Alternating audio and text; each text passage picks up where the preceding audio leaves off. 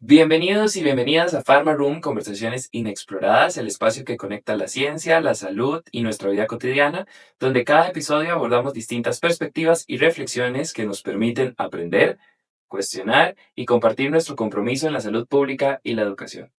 Mi nombre es Sebastián Villalobos, licenciado en farmacia y colaborador del INIFAR, Instituto de Investigaciones Farmacéuticas, y del CIMED, Centro Nacional de Información de Medicamentos.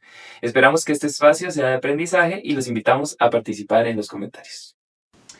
A menudo nos enfocamos en la precisión de la dosis y la eficacia de la molécula, pero la salud es, ante todo, un vínculo entre seres humanos. En una era donde la automatización y los datos parecen dictar cada paso, surge una pregunta vital. ¿Cómo rescatar la esencia de nuestra profesión? Comunicar con humanidad en tiempos de algoritmo nos permite identificar y atender las necesidades reales del paciente y de la paciente, yendo más allá de la entrega del producto. Para profundizar en esta duda, hoy tenemos una invitada muy especial. Veamos de quién se trata. Nuestra invitada del día de hoy es la doctora Alejandra Fernández, licenciada en farmacia, cuenta con una maestría en administración y dirección de empresas, una maestría en comunicación estratégica con experiencia en empresas farmacéuticas nacionales y transnacionales. Tiene experiencia en farmacia de comunidad, visita médica y en el área comercial. Actualmente docente de la Facultad de Farmacia de la Universidad de Costa Rica, farmacéutica del CIMED y estudiante del doctorado en Historia. Destacada profesional con amplia experiencia en la humanización de la atención farmacéutica. La doctora Fernández ha liderado diversas iniciativas enfocadas en fortalecer habilidades blandas, comunicación asertiva dentro del gremio, promoviendo que el profesional no solo sea un experto técnico, sino un faro de apoyo humano para la comunidad. Bienvenida, doctora. Muchas gracias, Sebastián. Es para nosotros un honor tenerla aquí y tener este tipo de conversación inexplorada, le decimos nosotros, porque son temas que quizás se hablan desde el foco o desde la parte gremial, pero en nuestros sectores de trabajo, en la parte académica o en el aula, muy poquito, pero nosotros queremos llevarlo más allá, que la gente que nos está viendo, sea farmacéuticos, farmacéuticas, profesionales en salud o público en general, lo vea, conozca este tema y quiera hablar más al respecto. Entonces, muchísimas gracias por acompañarnos. Y queríamos dar inicio con una pregunta muy sencilla para iniciar. ¿Qué podemos entender por comunicar con humanidad? ¿Desde el entorno farmacéutico o más allá? Comunicar con humanidad, Sebastián, pueden haber muchas definiciones. Yo creo, traduciéndole en mis palabras y de una manera más sencilla y diaria, comunicar con humanidad es entender que detrás de cada receta hay una persona enferma, una persona que lo necesita, y detrás de ese medicamento hay una historia personal que comprender para que ese medicamento, ¿verdad?, pueda llegar a tener la eficacia que alguien en algún momento, cuando lo fabricó, lo formuló, soñó, o lo que el médico quiso para ese paciente cuando decidió hacer esa receta. Entonces, lo más importante no es el medicamento en sí, sino la historia que hay detrás de esa receta. Eso es muy interesante porque no es algo nuevo. Esto de la humanización, de comunicar con humanización, de esto que usted habla, de que detrás de la receta hay una persona que está sufriendo o que tiene un problema de salud, un malestar que quiere solucionar, no es algo nuevo, es algo que viene de toda la vida. Pero ¿no siente usted que se ha ido perdiendo o se ha ido deshumanizando la receta con toda la tecnología, con toda la automatización que existe, y vemos la receta como un papel más, un procedimiento más, y olvidamos quién está detrás de eso? Claro que sí, claro que sí. Y eso realmente pasa porque en el mundo en que vivimos hay muchas métricas, ¿verdad? Usted tiene que cumplir un número, los médicos deben cumplir normalmente en instituciones públicas y también en algunas privadas, o sea, un número de pacientes por hora. Las farmacias tienen que asegurarse de que no cometen ningún error, y esto está bien. A los empleados de una farmacia muchas veces en cadena les miden el tiempo que las personas están en la fila de espera. Y entonces a veces, ¿verdad?, como la parte empresarial, realmente la parte empresarial tiene sus métricas, y estas métricas muchas veces no calzan a la perfección con las necesidades del paciente. Entonces se prioriza, digamos, la eficiencia y a veces no se toma el tiempo para sentarse y analizar cómo, siendo eficientes, cómo se puede ser eficiente sin dejar ni por un minuto de lado las necesidades del paciente y su historia, ¿verdad? Su historia implica cuántos otros medicamentos toma, a qué hora se levanta, a qué hora se acuesta, qué hace, qué come, ¿verdad? El paciente, el medicamento no está aislado en ese paciente, entra dentro de una historia que ya él tiene, una historia clínica, una historia personal, una historia de vida, con quién vive, si él se toma las medicinas, o si alguien medicamentos, o si alguien se los da. Por supuesto que sí queda de lado porque esto no es nuevo. Lo que pasa es que estamos en una época donde al priorizar ciertas métricas, como le dicen en las empresas grandes, los KPIs, hay que ver si estamos dejando de lado el fin último, ¿verdad? Y no solo el fin último, porque yo creo que algo que la gente no se da cuenta es que esto trae consecuencias. O sea, tiene un impacto, la atención deshumanizada tiene un impacto en la salud pública, a corto, mediano y largo plazo. Y yo creo que lo estamos dejando de lado. ¿Qué consideración o cómo considera usted que podemos empezar a reflexionar acerca del impacto en la salud pública con ejemplos concretos o con... Yo traigo un ejemplo y me gustaría poder, si me permite, me gustaría leerlo. Digamos, vamos a leer, por ejemplo, un proceso automatizado.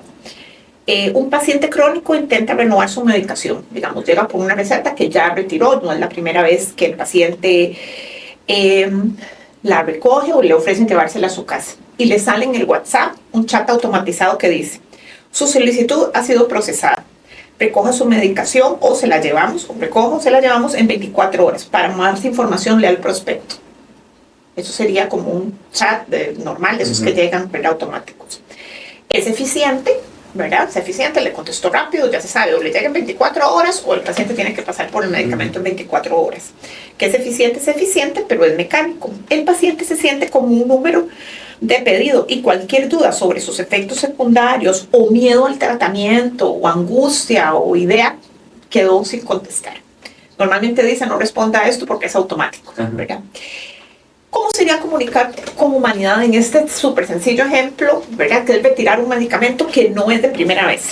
Entonces, llega el paciente a una farmacia, imaginémonos una farmacia de las que había antes, de comunidad, de barrio, donde todo el mundo sabe quién es el farmacéutico y el farmacéutico más o menos conoce a algunos de sus clientes. Y digamos que lo conociera, entonces le puede decir: hola Sebastián, veo que retira su tratamiento de presión alta. ¿Cómo se ha sentido en esta semana? Recuerda que es normal que al principio se sienta un poco más cansado, pero no se preocupe. Tu cuerpo se está adaptando a esta nueva medicación. Normalmente toma algunos meses, no son días, sino a veces meses. Y si notas cualquier cosa extraña, llámenos. Estamos aquí para que este proceso sea lo más fácil posible para usted. Entonces, ¿qué pasa aquí? En el segundo ejemplo, usted valida la emoción. Todos los seres humanos, se nos note o no, tenemos emociones. Entonces, al uno validar la emoción primero y después la duda que tenga el paciente, ¿verdad? El paciente se siente escuchado, hace el proceso de adaptación al medicamento o a cualquier terapia o combinación más sencillo y baja el nivel de estrés al validar las emociones, y usted le da una red de seguridad emocional, lo que aumenta su confianza. Y científicamente, médicamente, logramos un poco más lo que queremos, que es que el paciente se adapte al tratamiento. Baja los niveles de cortisol, baja los niveles de ansiedad, ese paciente puede tener una terapia más exitosa. Con esas simples palabras, ¿verdad? Eso sí está demostrado, que la manera de humanizar, digamos, si tuviéramos que decir, ¿cómo hago para irme humanizando? Si a mí me exigen en mi farmacia o en el hospital este montón de metas, ¿verdad? Lo primero es la escucha activa. Sin escucha activa, que es escuchar, no es oír, es escuchar bien lo que me está diciendo. Con esa escucha yo puedo crear empatía, y con esa empatía ya sobre la mesa usted puede hacer una comunicación más efectiva. No existe la comunicación efectiva sin escucha activa. No se da orgánicamente.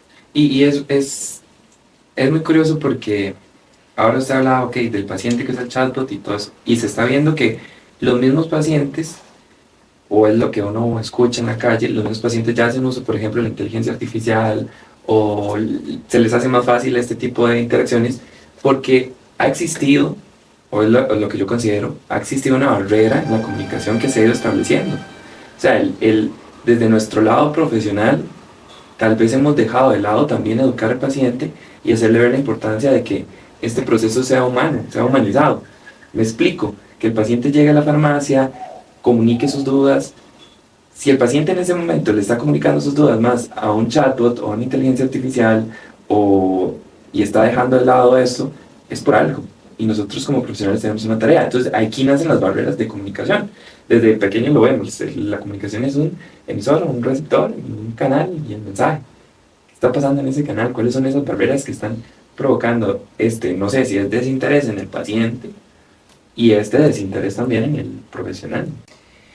Bueno, puede haber muchas barreras. Primero puede haber una barrera ambiental, ¿verdad? Puede haber ruido, puede haber una barrera física, que es que en el consultorio no haya suficiente privacidad, ¿verdad? Ya sea que hayan otras personas, una enfermera, un técnico, alguien adentro donde la persona si no se siente en confianza para expresar. Ruido, un factor tiempo, eso sería un ruido, no es un ruido auditivo, pero si tengo que ver 5 pacientes por hora, 10 pacientes por hora, no lo puedo ni escuchar. Eso es el tiempo es un ruido comunicacional, ¿verdad? También la tecnología es un ruido comunicacional, porque pueden haber dos cosas. Puede haber gente que se siente confortable, pero también hay personas que dicen, ¿y quién está respondiendo esto? Y entonces también tengo como dudas, ¿verdad? Tengo dudas quién me está respondiendo, o al contrario, me meto en el sistema, veo, ¿verdad? Googleo, hago consultas y veo que leí que la vacunación es peligrosa y ni siquiera me cuestiono quién me está escribiendo. Entonces ya lo tomo como una realidad. Entonces también eso es una fuente de ruido, porque entonces se quiebra la comunicación porque ya la persona o desconfía mucho o da por un hecho, ¿verdad? Que eso es cierto. Y otra barrera importante que existe es la de los tecnicismos. Cuando el profesional de salud utiliza palabras que el paciente no entiende y por causa de alguna de las barreras anteriores o por tiempo o porque le da vergüenza, no pregunta qué significa. O sea, nosotros no hay que utilizar lenguaje técnico a la hora de hablar con el paciente. Cosas muy, muy básicas que uno considera.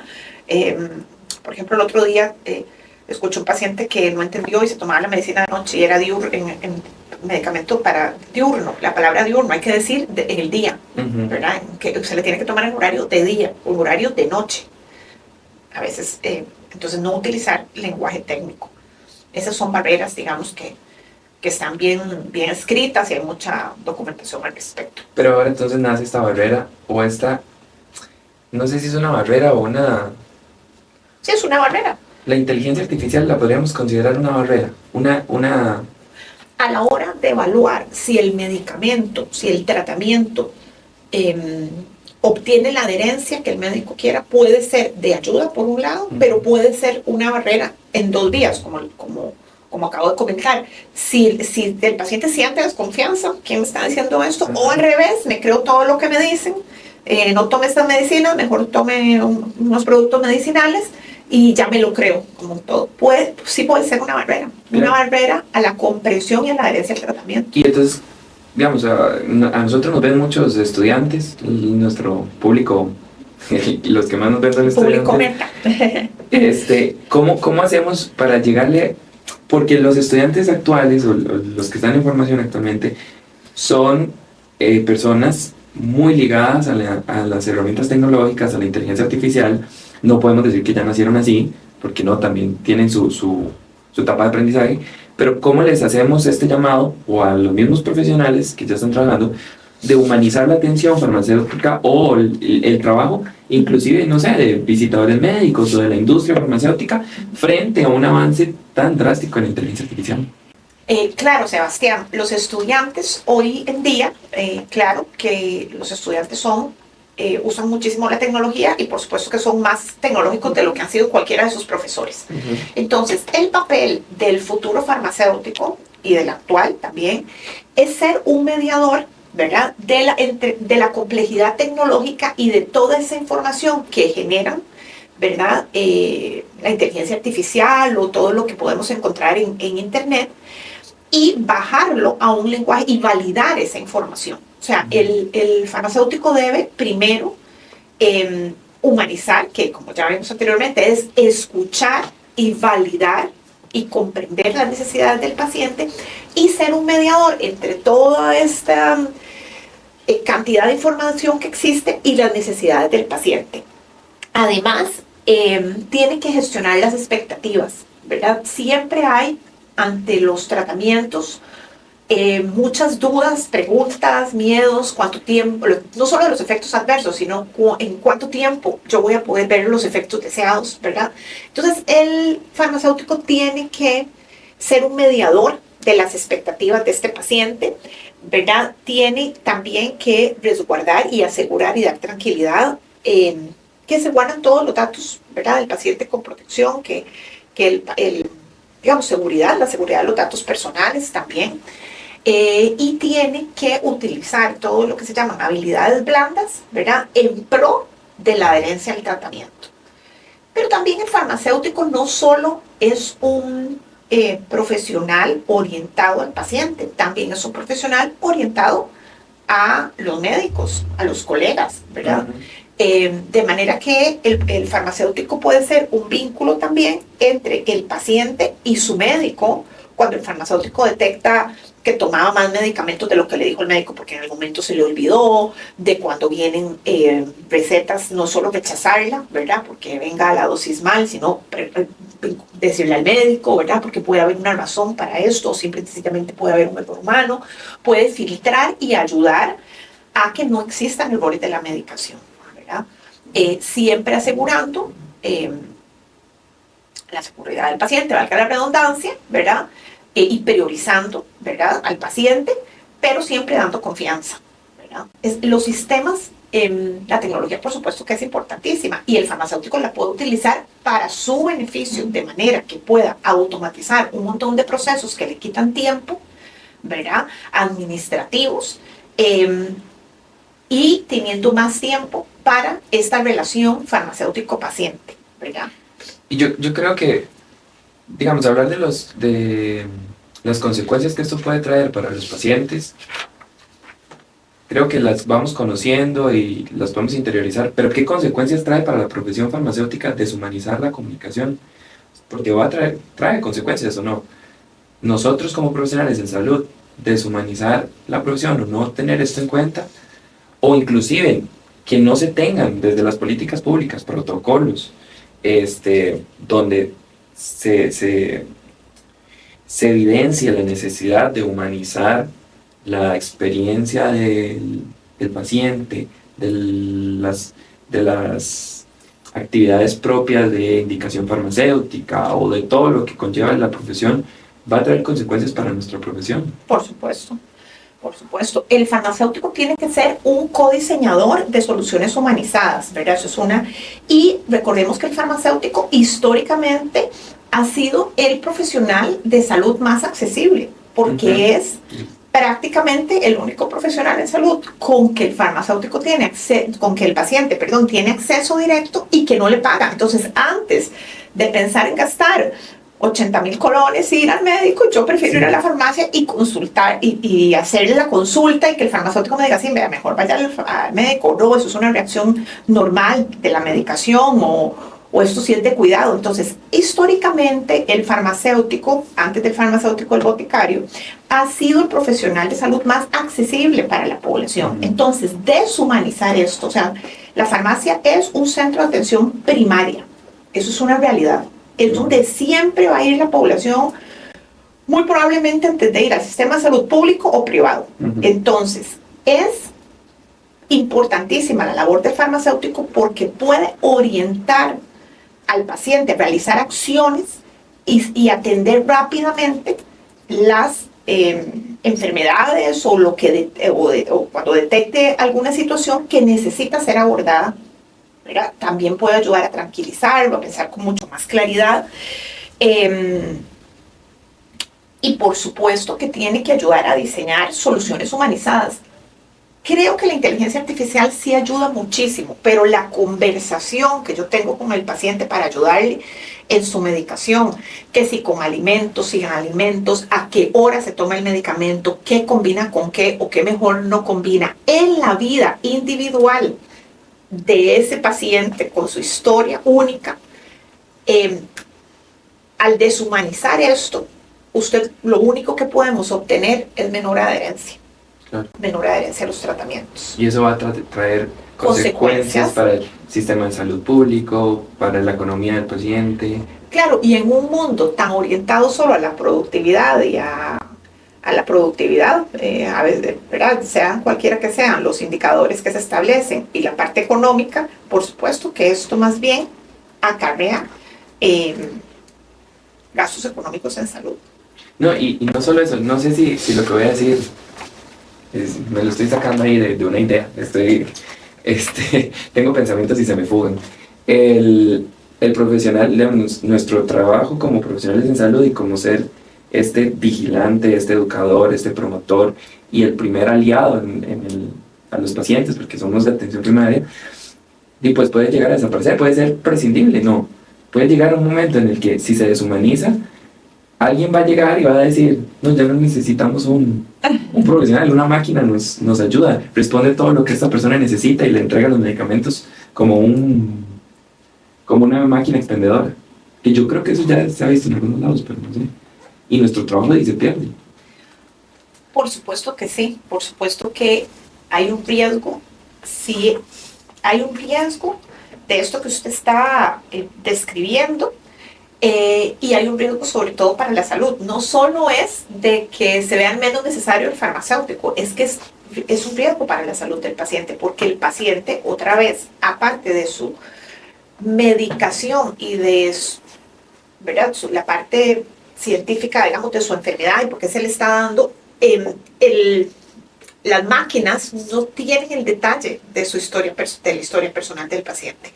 Y además, otro punto que no hemos tocado, que es súper, súper importante, es la labor del farmacéutico también en la desmedicalización de las personas. O sea, muchos de las personas toman más medicación de la necesaria, sea porque fueron donde varios médicos y se les olvidó decir que tomaban, se le olvidó decir al médico 1 lo que le mandó el médico 2 y el médico 2 lo que le había mandado el médico 4, y entonces el farmacéutico también juega un rol que tiene no solo impacto en la salud pública a través de ayudar al paciente a no tomar medicamentos innecesariamente, o sea, la desmedicalización, ¿verdad?, de las personas, sino además eso tiene un costo, ¿verdad? O sea, todo esto tiene un costo para la salud pública, porque si los pacientes, digamos, la máquina no va a desmedicalizar, si los pacientes están tomando cosas que no necesitan o no se las toman y el tratamiento no es efectivo, todos estos medicamentos terminan en la basura, claro, ¿verdad?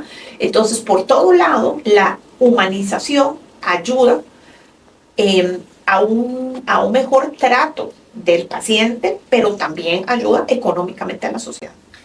¿Y qué podemos hacer nosotros como profesionales para adquirir, no sé, herramientas o técnicas que nos ayuden a mejorar estas habilidades de comunicación? Sobre todo lo digo porque puede que en nuestra profesión, digamos, puede ser que en el momento de la carrera tengamos ahí esbozos de cómo hacerlo y hayan cursos donde nos explican y todo, pero yo en mi vida llevo solo un curso de comunicación. Pero yo me acuerdo muy bien que el profe decía que la comunicación ha ido evolucionando y que cambia de acuerdo al contexto en el que nos estemos comunicando. Que, por ejemplo, él ponía el ejemplo, yo pongo esta imagen y para mí es un árbol, pero en el otro lado del mundo es un dios, es un espíritu, es otra cosa, representa esa imagen. Y las formas de comunicarnos van cambiando. Antes no existía el celular, antes no existía la inteligencia artificial, y cómo vamos evolucionando. ¿Cómo podemos hacer los farmacéuticos y farmacéuticas tenemos que ser estudiantes de por vida? ¿Cómo podemos o qué recomendaciones nos da usted para que sigamos fortaleciendo estas habilidades de humanización y de comunicación? Bueno, es algo de lo que hemos conversado también los profesores, de la importancia de enfatizar en el desarrollo de habilidades blandas, no en un curso de la carrera, sino a través de todas, o sea, es un tema transversal a través de todas las materias, o sea, todas las materias que el farmacéutico lleve en su licenciatura, todas tienen que haberlo llevado a a pulir una u otra habilidad para la vida. Antes se le decía habilidades blandas, ya ese término se usa cada vez menos, pero todavía se utiliza y todo el mundo lo entiende, porque de blando no tiene nada, son difíciles de desarrollar. Algunas se le dan a una persona de manera más orgánica y otras menos, eso es así para todos, pero el desarrollo de las habilidades blandas tiene que estar en todos los cursos de la malla curricular, sea una habilidad u otra, para poder humanizarnos y ser más efectivos en nuestra comunicación. Ahora, hay muchas herramientas. Un ejemplo es a la inteligencia artificial. Uno le podría pedir qué iconos, ¿verdad?, son en esta cultura o en este país. ¿Qué se entiende por un semáforo en este país? Uno podría preguntar. Entonces, la inteligencia artificial definitivamente es un apoyo. Pero existen un montón de herramientas y también de cursos que uno se puede certificar y permanecer certificándose cada 3 o 4 años de habilidades comunicacionales. Pero la base es la que usted mencionó ahora. Hay un emisor, hay un receptor, hay un mensaje, pueden haber fuentes de ruido y hay que ver cómo codifico yo el mensaje que le quiero dar, ¿verdad?, a la persona con que estoy conversando. Y si yo logro con esas herramientas, ¿verdad?, con lenguaje verbal, paraverbal o no verbal, que mi receptor decodifique ese mensaje como yo quiero que lo decodifique. Y hay maneras de probarlo. Digamos, hay maneras de probarlo y hay muchos métodos. De eso existen métodos descritos en la literatura que uno puede ayudar. O sea, es minucioso, pero usted puede hacer focus group, usted puede probar cada uno de los lenguajes que usted utiliza para llevarle a su receptor a ver si esa persona lo decodifica como yo quiero que lo decodifique. ¿Me explico? Ajá, claro. Y entonces, ya me ha encantado todo esto. Yo siempre que hacemos este podcast siempre digo, hay que hacer un taller de esto, hay que hacer un curso de esto. Ya tenemos como 20 en plan. Pero ya como para ir finalizando, ¿qué mensaje? Porque yo quiero que quede muy claro, nosotros estamos hablando desde el Instituto de Investigaciones Farmacéuticas, que abarca la atención farmacéutica, la docencia, la investigación, la industria. Un mensaje que usted quiera dar que diga, bueno, sí, se humaniza la atención farmacéutica, pero en todos los campos de la farmacia es necesaria la humanización. ¿Y qué pasa si no lo hacemos? Yo quiero que usted nos dé un mensaje alrededor de esta, desde su experiencia, porque usted tiene experiencia como visitadora médica, ha trabajado en la industria, ha trabajado en la docencia, en la investigación. En todos lados se necesita la humanización. Vamos a ver, si pudiera dar un mensaje de humanización,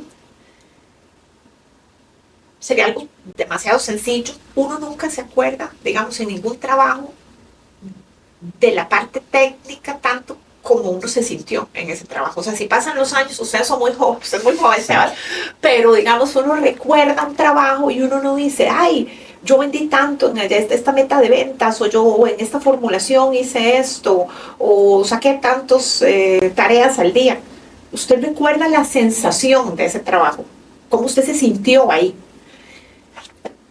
El escuchar, el humanizar, el hacer conexión con la persona, que es el fin último del medicamento. El fin último del medicamento no es el medicamento en sí. No tiene sentido el medicamento sin ese ser que lo necesita, sea humano, sea un animal, ¿verdad?, la farmacia veterinaria, ¿verdad?, sea humano, sea una planta, que ocupa un químico. O sea, ese ser viviente que está detrás de ese medicamento es el fin del fármaco, no es al revés. Y hacer sentir que usted sea el motivo que una persona se pudo haber sentido bien en una etapa de su vida es algo que no tiene precio. O sea, o al revés, tiene mejor precio y eso es mejor paga que la parte económica en sí.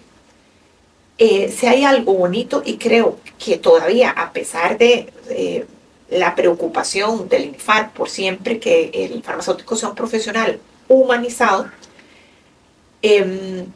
creo que más bien el hecho de que sea el profesional más accesible, donde la persona no tiene que pagar para hacer una consulta o mostrar una emoción, ha hecho que nos deshumanicemos menos. O sea, yo cuando comparo, ¿verdad?, con otras profesiones, yo digo, más bien eso quizás a la larga nos ha ayudado, ¿verdad? Eso no significa que en algún momento, por un servicio a profundidad, que ocupa una investigación más profunda que una conversación en una farmacia de pocos minutos, el farmacéutico no pueda cobrar. Pero el que siga siendo un profesional accesible de primer nivel, nos tiene que motivar mucho a seguir siendo ese profesional humano con el que la sociedad cuenta. Muy bonito, muy bonito. Muchísimas gracias, doctora. Creo que ha sido una conversación muy interesante. No tenemos mucho tiempo porque quisiéramos abarcarlo y yo creo que se presta, siempre digo que se presta para una segunda parte. Pero ya, sí, para terminar, ya la última pregunta. ¿Qué cree, porque estamos en conversaciones inexploradas, qué cree que nos falta por explorar ante la humanización y las sociedades algorítmicas? ¿Qué falta? ¿Qué falta explorar desde la docencia, desde la investigación? ¿Qué falta al profesional plantearse? Bueno, creo que ya lo hemos tocado a través del programa. Considero que el desarrollo de las habilidades blandas, que todos nos pusiéramos como una meta y si pudiéramos hacer un autodiagnóstico, ¿verdad? ¿Cómo son mis habilidades blandas hoy o las que considero más importantes para mi vida o para este trabajo? Porque para los distintos trabajos, unas habilidades blandas pueden ser más importantes que otras y ponernos metas para desarrollarlas, todos, los ya graduados y los estudiantes. Y asegurarle al estudiante que a través de toda la malla curricular, como lo dije anteriormente, se desarrollen habilidades blandas. Las habilidades blandas puede ser que en un curso más que en otros, para asegurarle a ese estudiante que al salir termine mucho más avanzado en el desarrollo de sus habilidades que como empezó. O sea, esto no es como un nice to have, qué bonito tenerlo, no, es primordial. Y los ya graduados, igual, desarrollarlo, mantenerse uno en constante entrenamiento, ¿verdad? Eso tiene que ser un objetivo individual y personal, claramente.